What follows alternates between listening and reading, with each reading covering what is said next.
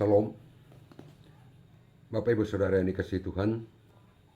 Kita bersyukur kepada Tuhan jika masih ada waktu yang Tuhan berikan kepada kita untuk merenungkan firman Tuhan. Firman Tuhan adalah kekuatan bagi kita, semangat bagi kita. Firman Tuhan adalah pegangan bagi kita untuk meraih sukses di kehidupan ini. Sebelum kita merenungkan firman Tuhan, mari kita berdoa. Bapa di sorga, kami bersyukur kepadamu karena kebaikan-Mu selalu nyata di hidup kami. Sampai saat ini, penyertaan dan pertolongan-Mu kami rasakan. Terima kasih Tuhan. Kesempatan ini sesaat kami berada dalam pembacaan Alkitab, kami mau merenungkan firman. Tolonglah kami Tuhan, agar kami memahami kebenaran firman untuk hidup kami kini dan ke depan. Demi nama-Mu ya Tuhan Yesus. Amin. Ibu bapak saudara yang dikasihi Tuhan, pembacaan Alkitab pada saat ini Mazmur 127 ayat 2. Mazmur 127 ayat 2 demikian bunyinya. Sia-sialah kamu bangun pagi-pagi dan duduk-duduk sampai jauh malam, dan makan roti yang diperoleh dengan susah payah, sebab ia memberikannya kepada yang dicintainya pada waktu tidur. Ibu bapak saudara dikasihi Tuhan, orang yang percaya kepada Tuhan adalah orang yang dicintainya, dikasihinya, dan kasihnya itu nyata, dapat dirasakan di hidup kita, di tengah pengabdian pelayanan, usaha kerja kita, di tengah-tengah dunia ini.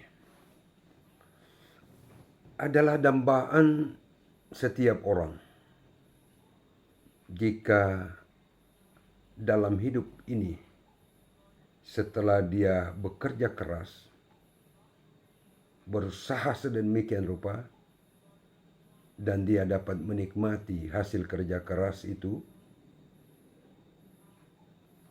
dalam hidupnya. Sekali lagi, adalah dambaan setiap orang jika setelah dia bekerja keras, mungkin juga membanting tulang untuk melakukan pekerjaan, pengabdian dan pelayanannya. Ending dari semua itu adalah dia dapat menikmati suar lelahnya. Pertanyaan sekarang adalah, jika dia sudah bekerja keras, membanting tulang, berupaya sedemikian rupa, merancang segala sesuatu dengan cermat untuk dilakukan, tetapi akhir dari semuanya justru tidak ada apa-apa yang dia nikmati, tidak ada hasil yang dia nikmati. Firman Tuhan pada saat ini mengingatkan tentang itu. Ada kesia-siaan. Sia-sialah kamu bangun pagi-pagi dan duduk-duduk sampai jauh malam, dan makan roti yang diperoleh dengan susah payah. Ada kesia-siaan yang membayangi usaha kerja keras yang dilakukan oleh manusia. Sia-sia berarti tidak dapat apa-apa. Sia-sia berarti tidak ada gunanya. Apa yang kita lakukan tidak ada manfaatnya. Apa yang kita buat dalam kehidupan ini. Mengapa? sia-sia. Padahal bangun pagi-pagi, subuh, sudah merancang segala sesuatu, sudah memikirkan segala sesuatu untuk diwujudkan dalam karya kerja yang nyata. Kali lagi, mengapa sia-sia? Jawabannya, jangan-jangan walaupun dia bangun pagi-pagi untuk merancang segala sesuatu, justru dia melupakan Tuhan. Dia tidak melibatkan Tuhan. Dalam dirinya hanya optimisme bahwa dia mampu berbuat, dia mampu memikirkan, dia mampu menghitung secara cermat apa yang dapat dilakukannya di tengah pengabdian dan pelayanan. Dia lupa bahwa melibatkan Tuhan dalam merancang segala sesuatu, melibatkan Tuhan dalam usaha kerja pelayanan dan pengabdian adalah sesuatu yang penting.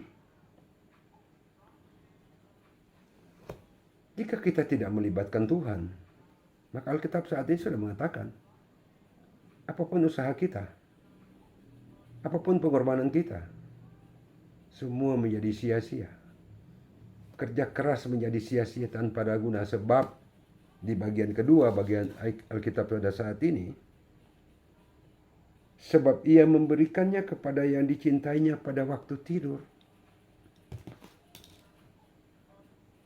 Tuhan memberikan kepada yang dicintainya pada waktu tidur. Waktu tidur berarti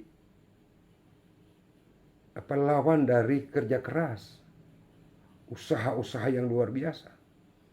Waktu tidur berarti beristirahat. Waktu tidur berarti tidak melakukan apa-apa. Tetapi justru dia mendapatkan. Tapi justru dia mendapat anugerah, mendapat pertolongan. Ini singgungan, Ibu Bapak, bahwa sekalipun kita bangun subuh, menghitung dan merancang segala sesuatu, nanti akan bekerja keras sepanjang hari, menjadi tidak berguna kalau tidak ada upaya kita untuk melibatkan Tuhan. Lebih baik tidur, tidak berusaha, tidak berupaya, justru menghasilkan.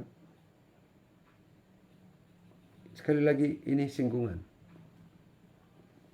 Ini justru mengajar kepada kita bahwa jangan berpikir ada target tertentu yang akan kita capai. Tidak akan tercapai target. Akan menjadi sia-sia jika dalam kenyataannya justru kita lebih berpikir bahwa kita mampu, kita bisa, kita boleh, kita kuat, kita pintar. Lupa kepada pemilik pekerjaan, lupa pada pemilik hikmat, lupa pada pemilik kepintaran, lupa pada pemilik kekuatan dan lain sebagainya. Itu pertama. Yang kedua, bahwa kita memang bekerja keras. Kita memang melakukan sesuatu dengan cermat, dengan baik. Ingat bahwa Tuhan punya kehendaknya sendiri. Tuhan punya keputusannya sendiri untuk menetapkan keberhasilan, kesuksesan bagi kita sebagai manusia. Dia berkehendak. Bayangkan orang yang bekerja keras bangun pagi-pagi sudah merancang segala sesuatu, tapi menjadi sia-sia. Tapi justru orang tidur, dia mendapatkan. Bukankah itu mengecewakan kita? Bukankah itu membuat kita cemburu? Bahkan bukankah itu akan mendatangkan keputusasaan? Pasti itu akan menghadirkan sesuatu yang tidak sedap dalam hati, dalam perasaan kita. Tetapi jangan marah, jangan cemburu, jangan berprasangka buruk terhadap orang lain itu. Bertanyalah pada diri, jangan-jangan kita melakukan sesuatu yang menjauhkan cinta Tuhan dari hidup kita. Jangan-jangan kita fokus dengan rancangan kita sendiri, dengan usaha yang akan kita lakukan, kita lupa bahwa di balik semua itu, di dalam semua itu, yang menjadi dasar adalah keterlibatan diri kita pada kehendak Tuhan. Membawa diri kita pada kemauan Tuhan. Membawa diri kita, mengarahkan diri kita untuk mengingat Tuhan. Tuhan menjadi tempat bertanya. Tuhan kita tempatkan sebagai yang punya segala sesuatu. Dan posisi kita adalah posisi yang meminta kepada Tuhan. Hidup ini adalah karunia. Segala sesuatu yang kita nikmati di hidup ini adalah anugerah. Karunia dan anugerah bukan berarti meniadakan usaha keras kita, meniadakan kerja keras kita, tidak. Yang terpenting di sini adalah bahwa kerja keras kita, usaha-usaha kita yang kita lakukan dibarengi dengan bagaimana kita mengingat Tuhan. Tidak melupakan Tuhan, selalu melibatkan Tuhan dalam perencanaan agar rencana itu berhasil, sukses, dan pekerjaan kita dapat dilakukan dengan baik. Tidaklah mungkin, sekali lagi tidaklah mungkin disamakan, dibandingkan antara orang tidur dengan orang yang sudah bekerja keras. Orang tidur kok bisa berhasil, orang bekerja keras kok tidak. Tidak mungkinlah. Tetapi kehendak Tuhan dapat terjadi di luar nalar berpikir kita. Katakan oleh firman bahwa sebab ia memberikannya kepada yang dicintainya pada waktu tidur. Sekalipun tidur, Tuhan tahu orang itu. Sekalipun bekerja keras, Tuhan tahu orang itu. Ingat bahwa Tuhan mencintai orang yang percaya kepadanya. Tuhan mencintai orang yang berharap kepada Tuhan, yang mengandalkan Tuhan dalam hidupnya. Tuhan tahu hati terdalam kita. Tuhan tahu perasaan kita. Tuhan tahu kadar iman kita. Oleh karena itu, supaya cinta Tuhan itu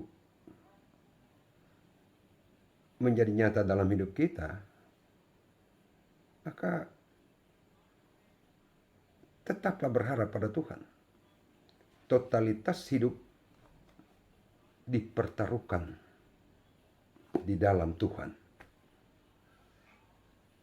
Perencanaan pekerjaan, pengabdian, dan pelayanan kita dipertaruhkan di dalam Tuhan. Sambil kita berharap kasih-Nya, anugerah-Nya tercurah kepada kita. Kalau toh pada kenyataannya itu tidak terjadi, kita evaluasi diri kita. Sejauh mana iman kita, sejauh mana percaya kita kepada Tuhan. Tidak cukup hanya dengan kerja keras. Tidak cukup dengan kepintaran kita untuk merancang segala sesuatu. Tidak cukup. Segala sesuatu dapat dilakukan dengan baik dan benar jika kita hanya berpegang teguh pada kehendak Tuhan. Merencanakan segala sesuatu, silakan. Bercita-cita tentang sesuatu, silakan. Tetapi ingat bahwa kita tidak akan mendapatkan apa-apa jika kita menjauhkan diri dari Tuhan. Jika kita melupakan Tuhan. Melupakan Tuhan bisa saja terjadi karena kita merasa kita mampu. Kita merasa kita kuat. Kita merasa punya segala sesuatu. Banyak contoh orang melupakan Tuhan. Terpukau dengan apa yang dimiliki. Silau dengan segala sesuatu yang dimiliki. Lupa bahwa ada Tuhan yang memiliki kita. Tuhan yang memiliki semuanya, termasuk diri kita, segala sesuatu yang ada pada kita. Oleh karena itu, Bapak Saudara dikasihi Tuhan, di hari besok dan esoknya lagi, silakan kita merancang segala sesuatu. Silakan kita melakukan sesuatu untuk hidup kita.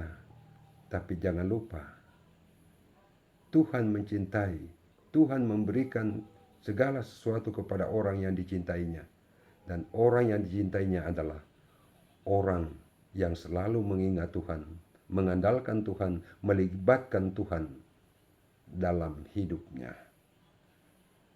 Hidupnya dipertaruhkan di dalam Tuhan.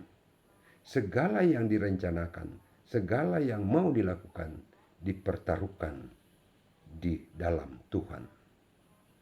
Jika semuanya ada di dalam Tuhan, yakinlah kita bahwa kita disayang Tuhan, kita dicintai Tuhan, dan cintanya akan terus nyata di hidup kita. Tetaplah percaya, andalkan Tuhan dalam segala hal, karena dari situ kita akan menikmati sukacita atas hidup yang diberkati, atas pekerjaan, pelayanan, dan pengabdian yang diberkati oleh Tuhan. Amin. Mari kita berdoa. Makasih Tuhan atas firman-Mu yang mengingatkan kami, yang mengajar kami, yang menasihati kami. Biarlah kami di hidup kami, dimanapun kami berada, selalu mengingatkan Engkau, melibatkan Engkau, mempertaruhkan diri dan hidup kami di dalam Engkau. Tuhan, kami hidup karena cinta-Mu. Dan biarlah kiranya Engkau selalu mencintai kami, ingatkan kami manakala kami melupakan Engkau. Biarlah hidup kami menjadi saksi tentang cinta Tuhan bagi diri kami, keluarga kami, tetapi juga menjadi saksi tentang cinta Tuhan yang selalu nyata bagi setiap orang yang percaya di dunia ini. Makasih Tuhan atas firman-Mu. Demi nama-Mu, ya Tuhan Yesus kami berdoa. Amin. Demikian perenungan firman Tuhan. Tuhan memberkati kita sekalian. Shalom.